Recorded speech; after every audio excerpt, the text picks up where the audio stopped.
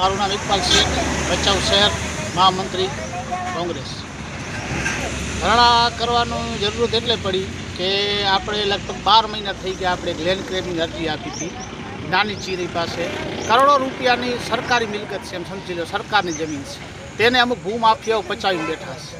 તેને આપણે જે બાયોડેટા જોઈએ, જે આધાર પુરાવા જોઈએ, જે આપણે બધા આપ્યા, અને ત્યાંથી કલેક્ટરમાંથી ભુજમાંથી અહીંયા કને લેટર પણ આવેલો કે આની ખરી તપાસ થવી જોઈએ અને આ જમીન ખાલી થવી જોઈએ સરકારી, કેમ કે સરકારી મિલકત છે, લોકોને કામ આવી જોઈએ, પબ્લિક માટેની છે, કોઈ વ્યક્તિગત એનામાં કેમ કબજો કરી બેઠા છે।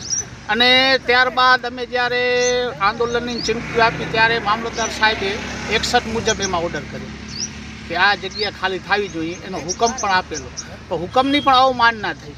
એવા એ લોકો કોણ છે જેને કોઈ કાયદા કાનૂનથી ડરતા નથી, અને કેમ સરકારી તંત્ર તેમના માથે કોઈ પગલાં નથી લેતો, કોઈ એક્શન નથી લેતો। આની અંદર નાયબ કલેક્ટર અને મામલતદારની મીઠી નજર હેઠળ આજ પણ હું આ દબાવ યથાવત પડ્યું છે, એમને કોઈ દબાણ હટતું નથી। અને આનામાં સરકારી તંત્રને અમે કહેવા માંગીએ છીએ, અહીંયાથી અમને જો ન્યાય નહીં મળે આ ધરણાના જરીએ તો અમે કચ્છ કલેક્ટરમાં જઈશું, એ લેટર ઉપર જ આપશું કલેક્ટર સાહેબને, તમારી ખરી તપાસનો હુકમ હતો, છતાં પણ આ લોકોએ કોઈ ખરી તપાસ કરી નથી, અને હુકમ કર્યા પછી મામલતદારે હુકમ કર્યું છતાં પણ ત્યાં કને એમને એ દબાણ એમને છે, કોઈ હટાવતા નથી। એક હોટલ જે બંધ હતી તે પણ હોટલ અત્યારે શરૂ થઈ ગઈ છે।